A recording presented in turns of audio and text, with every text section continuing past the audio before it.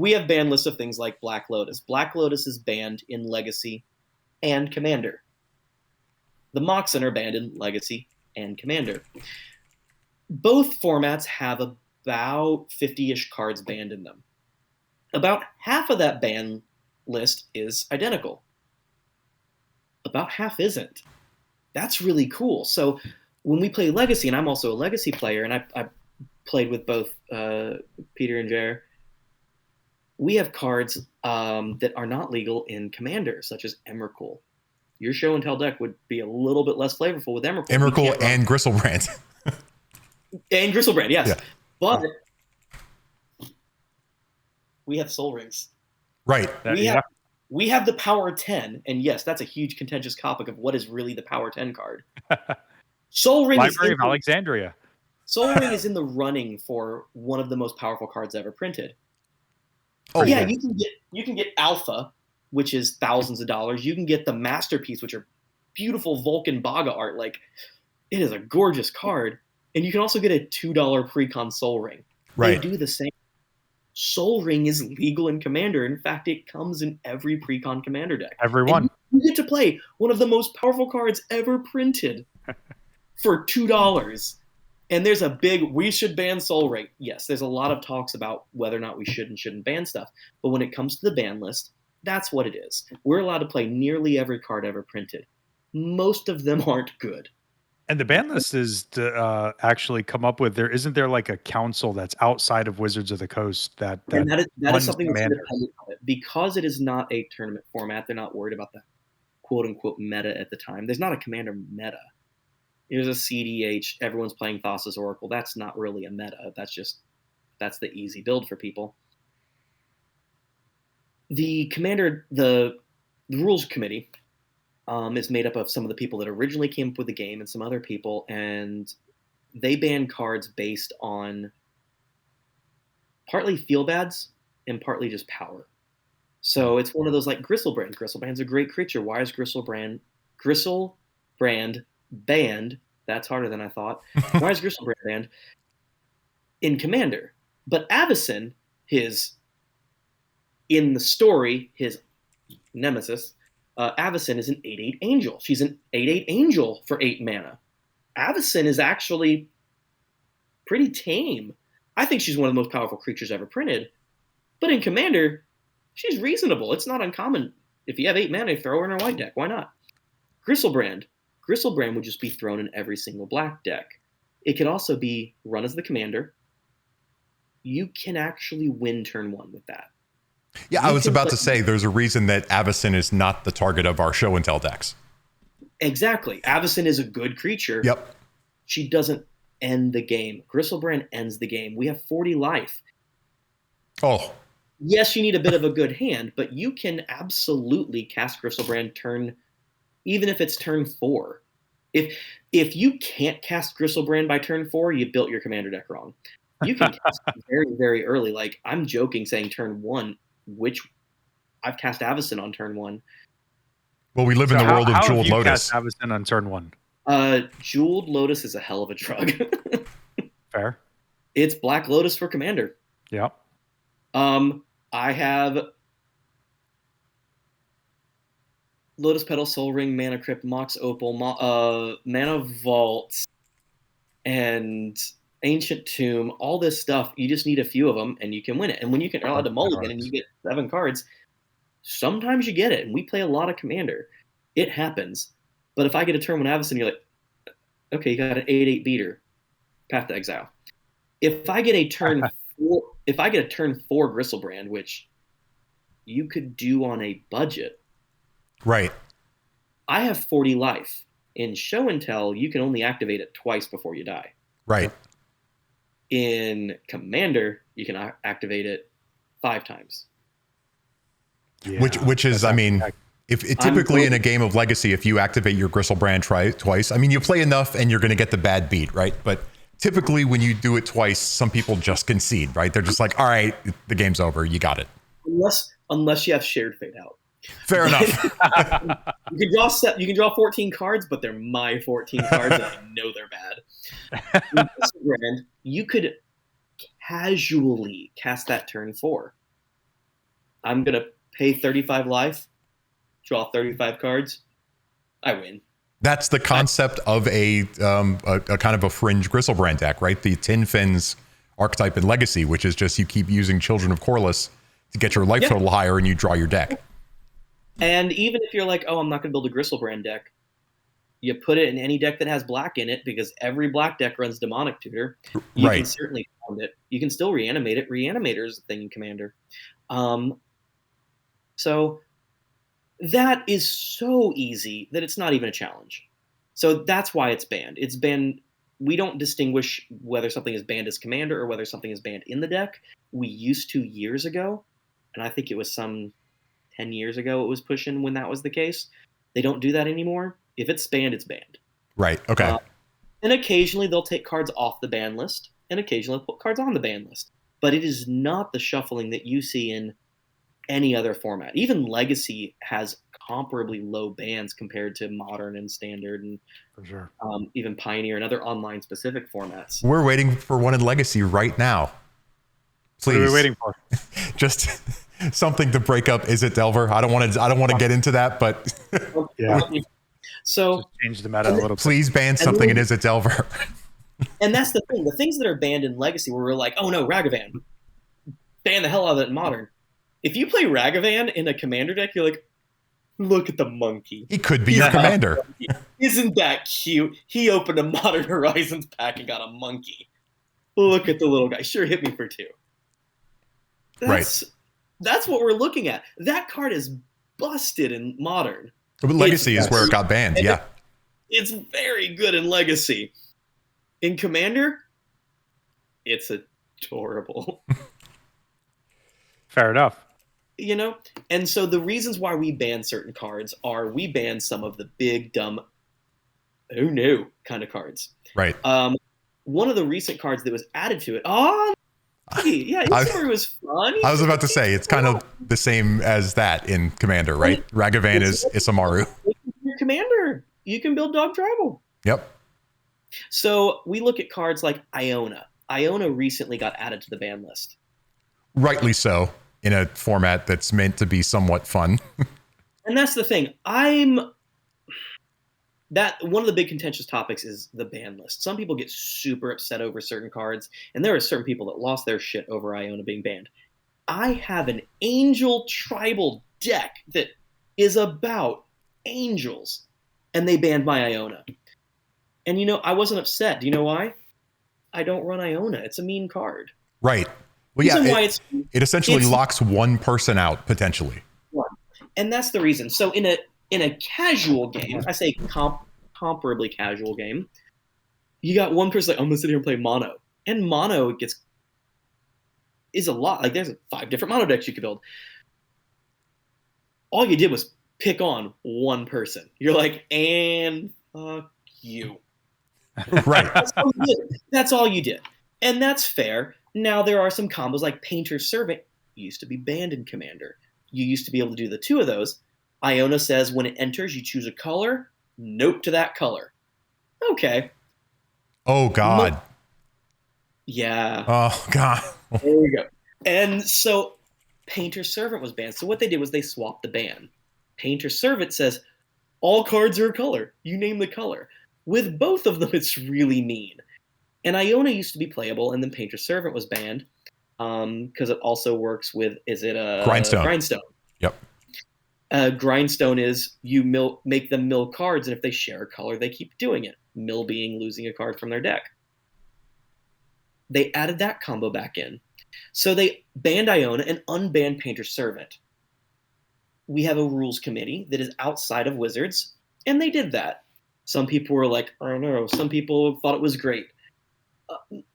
Most people didn't care too terribly much because Iona was just a mean card for me. Right. Most everyone that was cool and the people that I will want to play with, no one played it mean.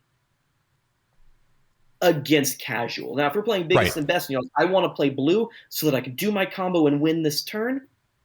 Cool. That's the same as playing the creature. The creature says you can't play activated abilities or spells on someone else's turn. Oh, come on. It's a creature. I You're don't better than this, Jeremy. Arcanist? I think and Conqueror's Fellow does the same thing. I think it is. Go ahead. It's going to come to me. While he's thinking of that, I want to bring up one of the big allures to Commander, which I have, because I do like the fancy cards. I like the specialty, all the pretty stuff. And in Commander, you only need one of each card. So a lot of Commander players will seek out the what we refer to as the alpha version, not the alpha, apex version of the card, what they consider is their favorite, because you only need to get the one. And some people take that way to the top. I know you have a few very special cards. I do like that. And that's one of the things about Commander. Commander gets a lot of grief for being, oh my God, it's so expensive. No different than Legacy gets that grief. People are like, oh, I can't play Legacy. It's so expensive. There are modern decks that are a lot more expensive than some Legacy decks, right? And we have to educate some people that don't play our format for Legacy. Commander's the same way. I had this issue at Command Fest. I have some very, very, very expensive decks, and playing competitively, I'm playing Time Twister. I'm playing all the expensive cards, and I happen to have the nice versions of them as well. And some people are cool that they're like, oh, cool, they've never seen a Tabernacle of Pendrell Vale, which is my 9-year-old daughter's favorite card. She has good taste. That's a very expensive card, and she has a Tabernacle playmat that has. We met Nicola Leonard, and she drew. Millie said that she liked princesses, so she drew Rapunzel's hair coming out of the Tabernacle. And so on the playmat, right? Not the card. Playmat, please. Tell me the playmat, not the card, please. It's on the playmat. She did sign the card. She signed the card, if that helps. So every time I get a card doodled on or signed by the artist, I always send it to Peter because he's like, that's damage. Tabernacle is a great card, and my daughter has a playmat that has it, and she's like, I love Tabernacle. And she plays the Angel deck with it. It's a $4,500 card, but it's a very good card.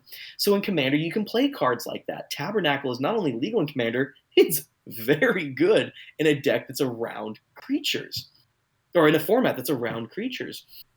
So when you go and play Commander, you can play cards like that, and that's some very bling, and it's very fancy and very pretty. So you can build decks that have crazy, crazy rare cards, or crazy bling versions and fancy versions of good cards, and you can also play a deck that is completely budget. I've lost to $100 deck with a $30,000 deck. Right, because if they're just playing the vanilla version. And we both had fun. So that is something that can happen. So one of the things that is in Commander is we're allowed to run cards from every set. Sol Ring. Actually, this is a really good example. Does my frame come off the wall? Usually they do. I bent them so that they didn't fall off because I have kids, and that frame is several $1,000s. Just the frame. Just the frame. No, the frame. The card's in the frame. I'll give you that. Okay. So good Lord, you got to go to Michael's. So this is some of the examples of the bling that we're allowed in Commander. Sol Ring. Sol Ring is all of a $2 card. The one in the middle is the card that came in every pre-con deck. It's the Mike Durek art.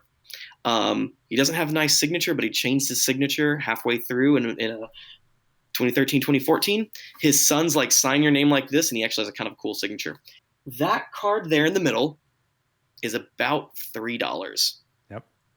And it's one of the most powerful cards in the game. It's 1 mana and taps for 2 mana. It's legal in Commander, and it comes in every pre-con deck.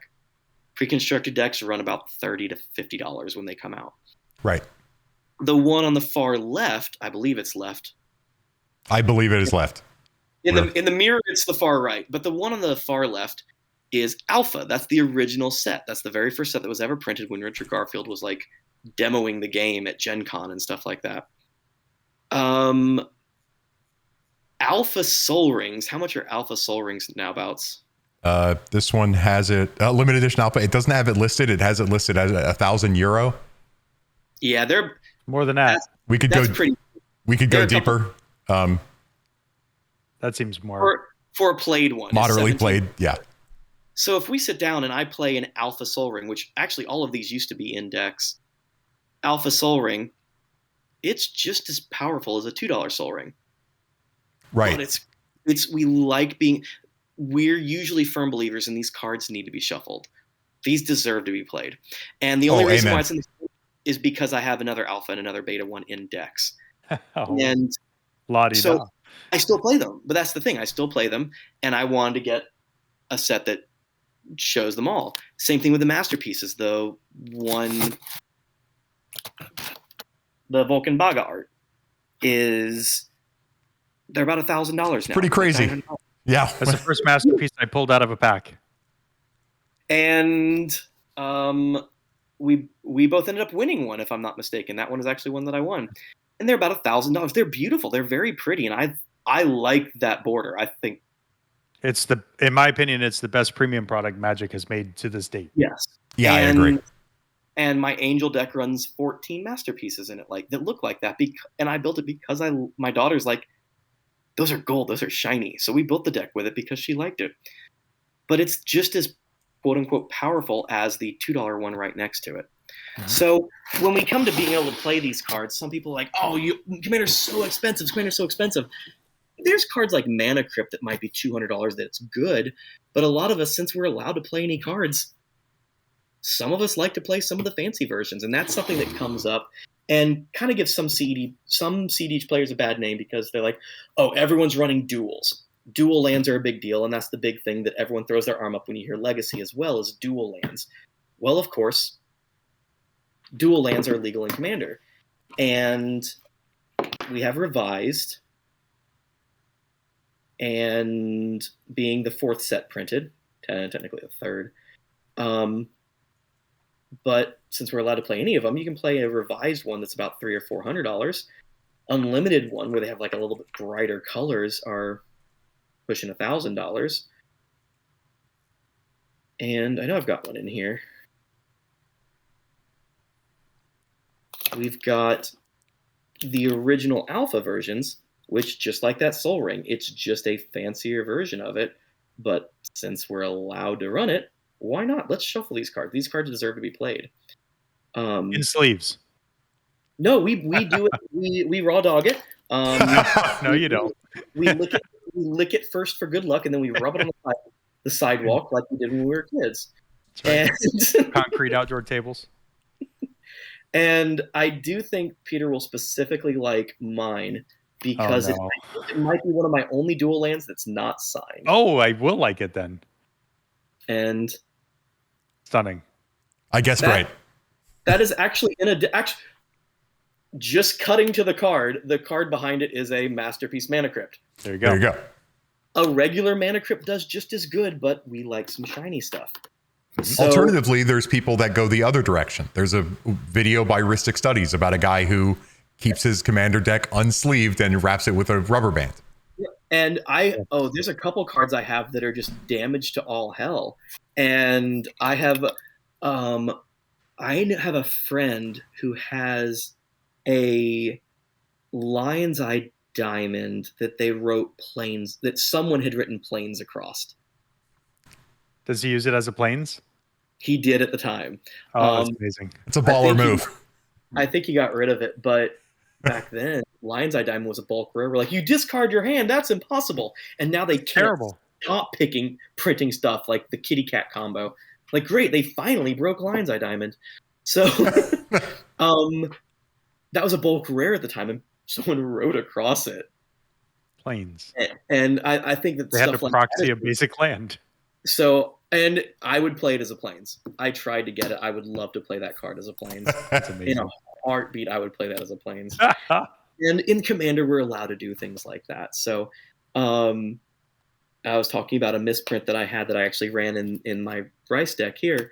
It alongside with the Savannah, I would run the misprinted Valds, which they were planes, but they accidentally printed forest on them in German. So it's a plains with a plains art, but it says forest and has a green mana symbol on it. Run Commander, explain it, and as long as you're not trying to abuse it, fine. We like to run misprints. Whether they're factory cut or not factory cut, we like to have misprints are legal. Artist proofs, which if someone hasn't seen artist proofs yet, those are really fun. I actually just picked up a artist proof at Command Fest, and that's one of the great things about doing the GPs or whatever they're called. By the time this video comes out, they'll change the name of them again. So that brings me an interesting question. What about the collector's edition and international edition dual lands and stuff like that? First of all, the collector's edition and international edition, they only printed some 18,000 of the two of them. I think there was an 11,000 and then the sub 11,000 run for the two of those. Gold bordered cards are not legal in Commander. Gold front or back, because that's gold on the back but black on the front. It's still considered a gold board. It's gold bordered back. Okay. Legal in Commander, but I also used to run collector's edition basic lands because they're very rare. When you look at alpha lands, technically any art of an alpha basic land is rarer than a Black Lotus. In the end, an alpha basic, because they only printed some 12,000 of each basic. But if you look at Black Lotus, we had 3 printings, and Unlimited gave it, I think there's some 17,000. Oh, I see what you're saying. Okay. Of all told, of the card. Right. And like an individual art is very rare. So I'm fine with running a collector's edition basic land because you like the art, you don't mind the square corners. It's, are you trying to abuse it? And Gaia's Cradle, actually, if you click Gaia's Cradle, that's a really good... Actually, I was looking for this one. Yeah, the gold bordered as an example of like a card that I imagine people will use in Commander rather than pay $1,000. This one is $200. And the only reason it's $200 has to be Commander, right? Because it's... That's it. And Cradle is my actual favorite card. I had mentioned Humility being my second favorite. Gaia's Cradle is my actual favorite card in the game. And I got into Elves, and Cradle was the first card where I realized how a card is powerful. That was when I understood, like, oh, they're strong cards, I get it. But when someone played a Cradle and they're like, okay, the taps for creatures, that sounds good. Oh, and I saw what they did with them. Like, oh, that's powerful. Right. And it's my favorite card in the game because I run Elf. So I remember I saved up. And this was when I was going through divorce and I was a single dad and I couldn't spend money on Magic. And I remember I saved up a bunch of trades and I got a Gaia's Cradle for $168 in trade. Seems pretty good. I didn't do too badly. Now they're about they're pushing $1,000. About $1,000, yeah. And the foils are like $2,400, I think, for the foils. Yeah, that's about it. That seems low. And I firmly believe that's low because this was the first Judge promo ever printed. Well, the first run of Judge promos. And Cradle is my favorite card. So when I see people play a gold border one, another big topic in Commander is proxies. And that comes up with CDH. And a lot of people are like, oh, CDH is incredibly proxy friendly because people just want to play big cards they can't afford. And when you get into the whole reserve list conversation, which I'm sure we can immediately spark any conversation with saying reserve list go. Right. And everyone throws their arm up one way or the other. And of course I have my own opinions about it, but Gaia's Cradle is one of those cards on the reserve list.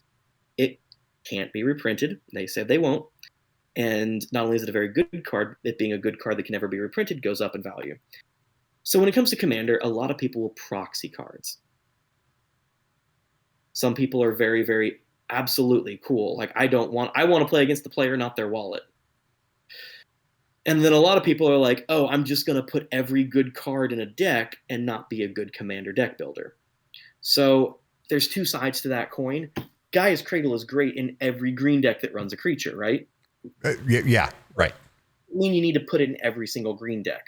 Commander precons are very, very good and don't have a Gaia's Cradle. And you don't need to run them. Same thing with Force of Will.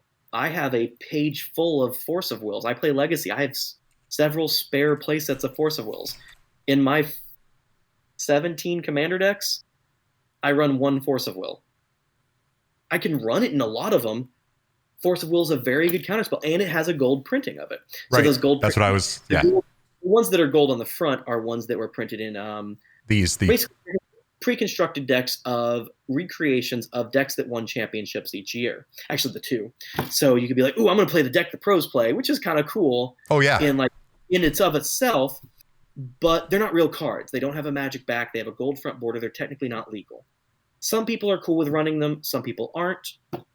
I would just as soon if someone goes to pull out a gold border Cradle or says, you know what, I want to play a Cradle. We're in a position with our play group where we're like, cool, grab one from the binder, go play it. I'd rather you shuffle it, because that keeps it as a, I really want to play this card. It works well with my deck versus I have 12 blue decks. I'm going to put a gold border or a proxy Force of Will in every one of them because it's a good card. Yeah, it's a good card, but it doesn't have to be in there. Like we build decks and don't have to force every good card in there. So that's my stance on when it comes to proxies. And gold border to me are overpriced proxies. They're not legal. If the Commander committee goes out and says, yes, they're legal, everyone can play them, at least that puts everyone in the same standing of knowing whether or not they are, and I can go and buy one. Right. The second they do that, a gold border Cradle would be $800 versus $200 that it is. Well, that's just the thing I was going to say, right? I said it with Cradle is like, this Force of Will is $30, $33, right? It's the cheapest Force of Will you can get, but it's also, as you pointed out, not technically legal anywhere. Yeah. So there has to be a reason. Because of the uniqueness of a lot of the cards that Commander players seek, is if they did legalize the gold border cards, people would probably seek out the gold border cards, so theirs looked different, and then that would really spike the price. And then it would immediately jump. I'm honestly fine with them saying that collector's edition and international edition. So real quick for everyone, when Alpha Beta Unlimited was first printed, they went and did a collector's edition. And the collector's edition was they were originally supposed to do, I think it was 11,000, and they didn't end up doing that many. And they did an international collector's edition, which I think was 7,000. I'm not reading the numbers, but it's about there. It's a small run. They are more technically by number more rare, but they're not legal. The reason why those are expensive is collector's edition has specifically been said are legal in old school. Right. Collector's edition you can run in old school. So because it was printed in 93, 94. And it doesn't matter if people went and clipped the corners of it because they're square cards. Back then, they did artist proofs and they did collector's edition with square borders, so that they wouldn't be legal. And because the rule back then went by looking at the corner of the cards, because you used to play unsleeved, that's why alpha cards with a slightly different corner weren't as valuable. That's when there was a brief time where the beta Black Lotus was worth way more than the alpha. And back then was when they had collector's edition. They had square corners. People would go and clip the corners. Even clipped, which is very, very damaged. It literally takes scissors and hack them. You notice they have square corners there. They'll cut the corners and play them in old school. Fine. It's a Black Lotus that's a few $1,000, or a Mox. Time Twisters are like $1,000 or something in collector's edition. Fair. Yeah, a collector's edition Black Lotus is $4,000, give or take. And versus a black border one is $50,000 if you want to play beta. Right. So the second they made those legal in old school, they're very valuable. If they did that in Commander, they would be very, very valuable as well. There's only a couple cards that are at issue when it comes to gold border and when it comes to collector's edition. Going from memory, you look at cards like the duels, which the dual lands in collector's edition are more expensive than revised. So dual lands aren't the issue. Yeah, they're more rare. So if someone pulled out a collector's edition, which is more expensive than a duel, and says, hey, I'm going to play this proxy duel that's a fake duel, it's not legal. Oh, it's very rare. It's actually worth substantially more than a dual land. How much is that Volk? Let's see. So we've got the revised is about $747. The collector's edition is cheaper. They are still cheaper than the revised. Oh, okay. That's surprising. So, but again, for it to be worth that, you would have to assume that people are using it for Commander, because old school is not driving prices. They're legal in old school, but there are only so many thousand printed. I've never seen someone use a collector's edition Volcanic. I've seen people use beta. Right. Of course, we've never seen someone use an alpha because they don't exist. Right. That of all the 10 duels, there's 2 of every color pair. They forgot to put Volcanic on the list for the very first printing. I've seen beta being played in Commander. I've seen plenty of revised. I've run revised in mine. Never seen collector's edition. But I have seen collector's edition basic lands. I've seen collector's edition of just cards that I really like, and I want to run a more bling version of it. So this is an example of a card that's not legal in Commander, technically because they're not legal to play. But everyone runs them. This is an artist proof Great Aurora. And you notice it's a rare, but there's no holofoil on it. It's an artist proof. These are the ones that are given to the artist as partial for compensation, but so that they don't give them a legal card, they give them ones blank on the back, not terribly uncommon. There's only 30 foils printed of every artist proof.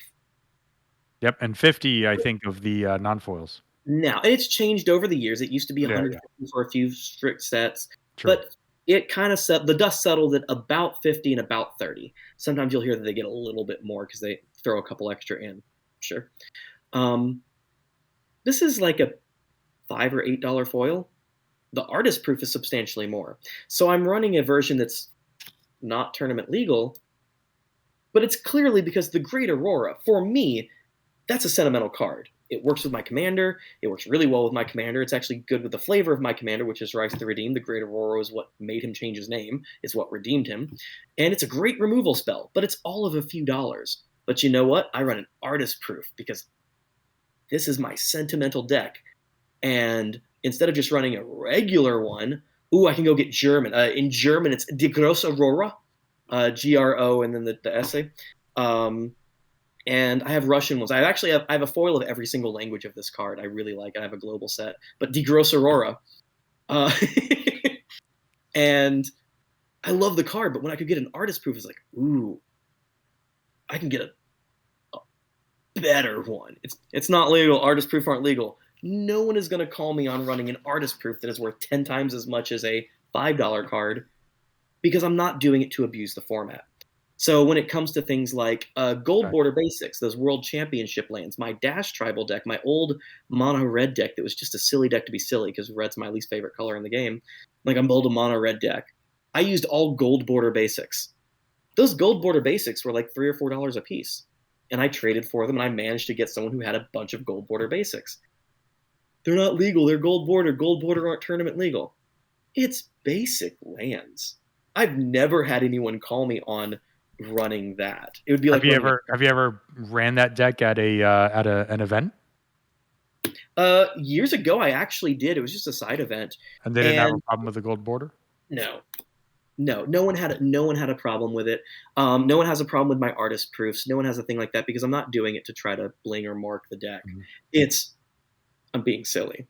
But at this Command Fest, we had a couple people sit down, and I would sit down and be like, okay, we're playing for ticks. So Command Fest is something moderately new. We've talked about how GPs, and then we correct ourselves each time saying Magic Fest, and then we correct ourselves saying whatever they're called now, right? Right. So whatever the gathering in a large building main event pay to play Magic is, they actually started Commander, and we had one moderately close to where we lived, and I went, and Peter stood me up. And I went by myself and my kids and played Commander. And it was Command Fest. It was a bunch of people playing Commander, and they had casual pods, and they had CEDH pods, which, bless their hearts, they thought they were. They're like, I'm playing Thoracle. Enjoy humility. And we had one or two people that sat down. I'm like, okay, I'm playing all real cards, no proxies. We announced it because you are playing to win tickets. And I was trying to win specifically an oversized card. I'm like, okay, no proxies, no whatever. And then one guy sat down and says, well, I have a gold border Cradle. Anyone else have a problem with it? And one of the guys was like, I don't like gold border. And the other was like, no, that's what I don't care. I couldn't care less. And I'm like, you know what? I took a guy's Cradle out of my deck and handed it to him and said, here, run this. And that way he has one. I'd rather do that. So he had a gold border Cradle because Cradle's $1,000. Not everyone can get one. He got a gold border Cradle back when they were like $50. Good for him. Right. Just because he got a gold border Cradle when they were $50 and I got one when they were $100 doesn't make me a better Magic player. But when we're playing competitive and we are playing for points, some people have that standpoint of anything goes. I want to play the player, not their wallet. Right. You're proxying. You're not playing the player. You're playing the deck that they Googled. Let's be honest. And because I locked them out with a $30 card, I played my Alluro deck, the big one that runs Time Twister and Tabernacle and Moat and the Abyss and all that stuff. The win con is all of $5. The two win cons in it add up to like be $8 to win the game. You don't have to do that. So when we had that, and I actually had someone who sat down and said, okay, I'm playing, and he put a card and he set it face down. He says, I have a card. It's proxied. I wrote the name of the card on it because you don't want to show it. He's being courteous. He goes, Right. I wrote it. It's a very expensive card that I don't have. I wrote it on there. Underneath is a brainstorm. If anyone has a problem with a tap proxy, I will run it as the brainstorm right now. If not, I'll run it as the proxy. I asked for no proxies, and I said, if I have the card, I'll let you play it. He flipped it over as Tabernacle. No one else had a problem with it, so I'm like, fine, if no one else has a problem with it. Joke's on you, I'm playing a completely creatureless deck. That's going to backfire. You're going to wish you had a brainstorm. He literally had a brainstorm, a nice brainstorm, the Strixhaven one, and he wrote Tabernacle on it. Some people are a lot more cool about it than others. I also had one guy that sat down across from us, and he went to go play some combo deck. He had Underworld Breach, so I'm assuming he was going for Thoracle or the other one con. Counterfeits. The entire deck was counterfeits. He went to go play a fetch land for a dual land, and then he put the dual land on another land. I'm like, if you have dual lands, you put them on top. No one hides their duals. I'm like, okay. And he went to go Intuition. He put the Intuition in the graveyard. I'm like, may I read it? He goes, no, what it does, and he goes to explain the card. I'm like, oh, I know what it does. May I see the card? Showed it to him. It was counterfeit. Not even proxy, counterfeit. Took the sleeve, looked on the back. It was a magic back. It's one of those sets where you go online and you buy a stack of counterfeit cards from China. Yep. Force of Will was proxied. Intuition was proxied. Counterfeited. The duels were counterfeited. I don't believe his shocklands were real. I believe he just went and got everything proxied. So that's an interesting distinction that we should talk about. It's not that it's a proxy that's the problem. It's a proxy that is made to look like a real Magic card, which can then be thrown into the ecosystem to somebody that doesn't know. Exactly. That's the issue. There's two problems with proxying. There's good things to proxying, like everyone can play expensive cards. For example, if someone's like, I want to buy a Lion's Eye Diamond, but I don't know if I want to shell out that much money. It's a key card in the deck. It's a key card. I want to try it. I want to see if I even like the deck. It's just like Sanguine Bond and Exquisite Blood. I might not like it. Proxy it. Cool. You're seeing if you want it. You're actually interested in it. Right. Someone else who goes, no, I just Googled the best deck and they use Lion's Eye Diamond, and I'm going to use my fetches to get my Volcanic Island to cast the fake Underworld Breach to get my fake Lion's Eye Diamond. Okay, no, those are fake. That's one issue with proxying. And some people will go and get cards that have like silly things on it. And then some people will go and get counterfeits. The proxying issue is whether or not you think people should be running fake cards just to run them in a good deck. The counterfeit, there is no credence to. There's more, it's got a more kind of lascivious. Yeah. Even if you're not the type of person to abuse it, you're supporting the type of people that are. Well, and that card can at some point be traded, right? That's the issue, is that I know these printing companies that will like print out a whole deck for you basically, but if you get the back of the card different, they have you can print it out where the front is the real Magic card and on the back it says Proxy the Gathering. Like they make it look like I have no issue with that. Yeah. I feel better about that. I don't like proxies in Commander. I know that some people in the comments are probably gonna be like, proxy. The CEDH community is super supportive of it. The CEDH community that are proxying cards aren't the ones that are actually going to Commander nights, playing through all these silly decks that actually shut down CEDH decks. The counterfeits is pretty wholeheartedly, they're awful, they're bad, don't do them. Even if you're not the one that's going to be like selling that to someone, like, oh, I write fake on the back of mine. All you did was support a printer who is doing it to get better quality to try to print counterfeit cards. So you're only, and like, for example, this guy that sat across from us, he was only doing it to, no, I have the card. I paid a lot of money for these. And he actually got like all indignant about it. And like, if you would have just sat down and with like a full proxy deck, cool. I'd have been more cool with that. At least say, I can't afford any of these cards. I got them from China. They all have Mario Brothers printed on them, and every single one of them has like Bowser and whatnot. Well, there's no risk of that card getting. Let me see your Mario proxy deck. Cool. Right. There's no risk of the Scalding Tarn in there getting sold to somebody for $80. Exactly. And then that's how he goes. And there are people that do that go and be like, oh, I'm going to trade the Scalding Tarn for 4 fetches. Because I'm going to tell them, oh, I don't know what it is. I just want 4 fetches. Well, they get 4 real fetches traded to someone who's never seen a dual land. And I had someone, actually, the guy that was playing next to me was a friend of mine who comes to Magic Night at my house. I host a Magic Night every week. Peter's been there to play Commander specifically, and we have anywhere from 12 to 20 people that come play all ranges of Commander, and this is one of my regular friends. And he happened to get paired up with me out of everyone for that. So this guy was sitting next to me, and he goes, how did you know they were counterfeit? I'm like, because I have all the cards. They stand out to you. I actually showed Jeremy a card earlier, just a video of it in one of the frames, and he picked it out. He goes, that's Summer Edition. How can you tell? The colors are different. I can just tell from this far away, the colors, that's not right. But that's the thing, is that Commander is a very popular format with a lot of people that are newly getting into it. So not everyone has those years of experience to be able to like smell a card and go, that doesn't smell like a Magic card. Like my dream cards are different. And I remember the first time I got my Savannah. I bought a Savannah for $35, and I'm like, whoa. I can't believe I spent $35 on 2 basic lands.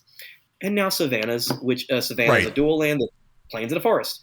Now they're a couple $100. And I got it for $35. And I remember being like, I can't believe I spent $35 on it. For me, that was a big deal. If I would have gotten a fake one, that would have been crushing it. Right. $35 was a hell of a lot of money for me to be spending on luxury rectangles. And when you think of someone who's like, I'm gonna dig into my trade mine, I'm gonna pull out all the stuff I know I have for my first volcanic island, and it's a counterfeit. Right. Just the idea that could happen is bad. And so this is kind of interesting, is that with the decreasing quality of some printed Magic cards, it's harder and harder to tell the difference. Right? Like you can hand me, you could hand me almost any old dual land, and you can kind of just touch it, and they almost like feeling money, right? You can feel it and go, oh, that's a real Magic card, like I said, or smell it, or a bunch of other things. But a new one, used to those old cards, but someone who looks at it, and I keep a loop in my backpack just to help people authenticate. Yep. And sometimes people need help, like, is this real? And I'll authenticate for them. We can tell just by feeling. I used to work at a bank, and so I can tell just by feeling money. Yep. Same thing with Magic cards. But if they've never felt them, new card stock is all they felt. They never felt what an old worn card looks like. And you actually want worn when it comes to some of these older cards. Don't at me, Doc.